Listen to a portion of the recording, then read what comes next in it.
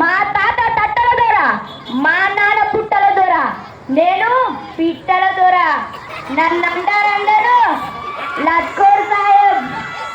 మాటకు నేనే నవాబుని, కూటికి లేని గరీబుని, నేనే వెంకటరాముణ్ణి, నేనే పిట్టల దొరని. ప్లేన్లో వచ్చాడు ప్రధానమంత్రి నా తుపాకీ అడగడానికి. తుపాకీ ఇచ్చేదేలే, తగ్గేదేలే. 370 గుండ్లు పడతాయి నా తుపాకీలో.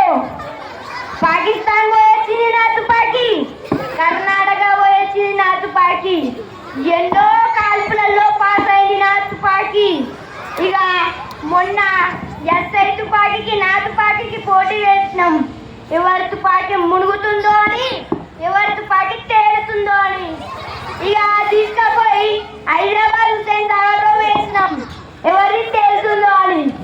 ఇక నా తుపాకీ అయితే తెలివైంది.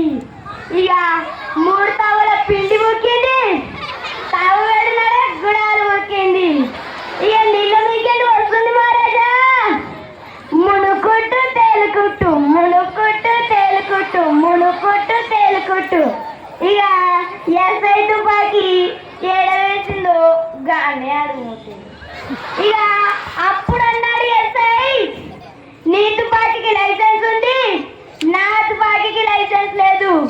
ఇక వచ్చిన చుట్టాలందరికీ నేనేం తప్ప చేయలే. చింతాగాని చిత్తరాకేసిన, తుంకిన మంట వేసిన, తగడున్నర గుడాలు పోసిన. ఇక కూరగాయలు ఏంటంటే మహారాజా, గాడిది గుడ్డు, గుర్రం గుడ్డు, బర్రె పేడ. ఇక సంగారెడ్డిలో పెడితే సాస్పేదాకా వచ్చింది బాంచన్. తుమ్మాకు ఇస్తరా గుట్టించిన, యాపాకాయ చింతపండు పెట్టించిన. ఇక కట్నాల బుక్కులు చూస్తే ఒక్కడి పేరు లేదు బాంచన్.